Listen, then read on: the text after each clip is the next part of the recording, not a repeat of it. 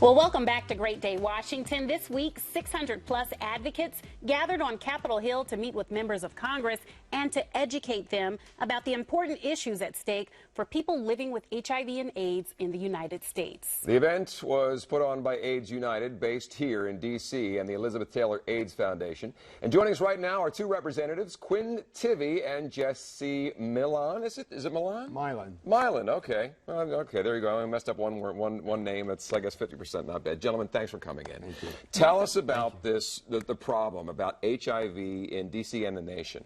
Well, nationwide, there are 1.2 million people living with HIV, and many of those people, 30%, are virally suppressed. So we have a long way to go to make sure people get on treatment and care so that they can live a long and healthy life.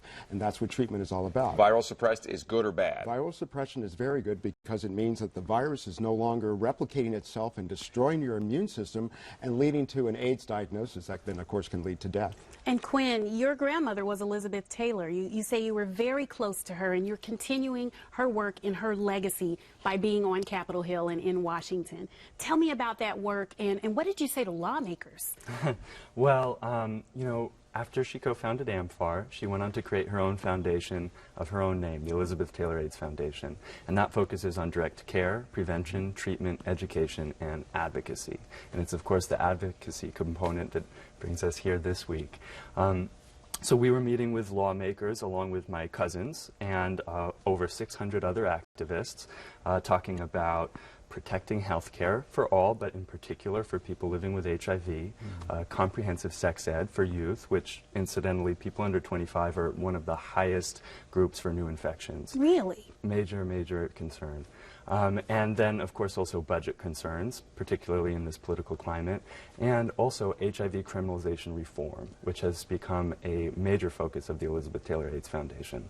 And you guys are taking care of things right here, nationally, right? Nationally, and we encourage people, of course. All of our advocates came from all across the country, 36 states. 650 advocates met with congressional members. We had over 200 meetings this week with congressional staffers and with over 60 members of Congress. Can we go back to what you said earlier, HIV criminal reform? Can you explain a little bit about that for people at home who may not know? Absolutely.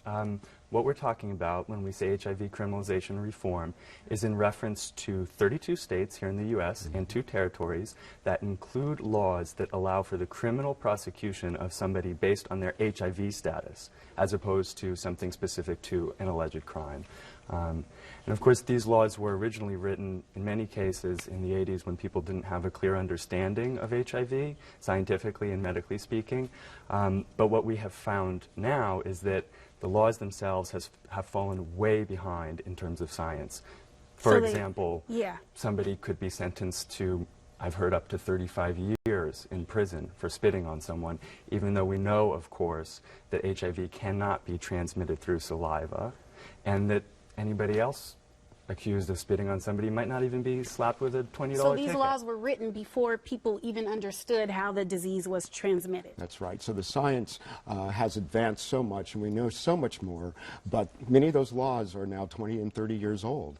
And so modernizing those laws, Iowa just did that, and that's a wonderful thing, that they modernized the law to catch up with where the science really is. Modernizing the laws, I understand that. Let's talk about the virus. Just, I'm going to talk in a hypothetical here. You said viral suppressed. Can you transfer, or has it ever been transferred in the viral suppressed mode, or whatever you call it?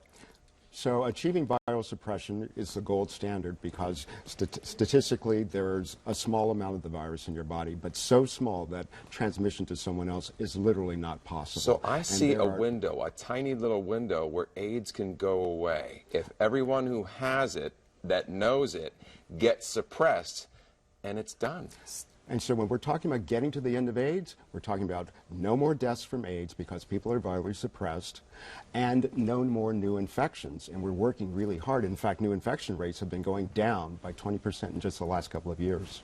That is such great news, and thank you for your work educating and informing all of the Americans out there who don't know about the current state of this horrible, horrible disease. Yeah. Thank you. Thank you for having us. I think it's so important that we were able to make sure our voices were heard today in person. But for everybody, if you're not able to meet with your reps in person as we were yesterday, I would just encourage everyone to make sure to call tweet, text, email. If you have, don't fax, that's a waste of paper, but call a lot. Email, We're right? back in the 80s again. Make sure I your love voices it. are heard. Right. Well, Great, thank you guys. so much for continuing your grandmother's legacy. Thank Good. you. Thank you, too. All right. Thank you very much.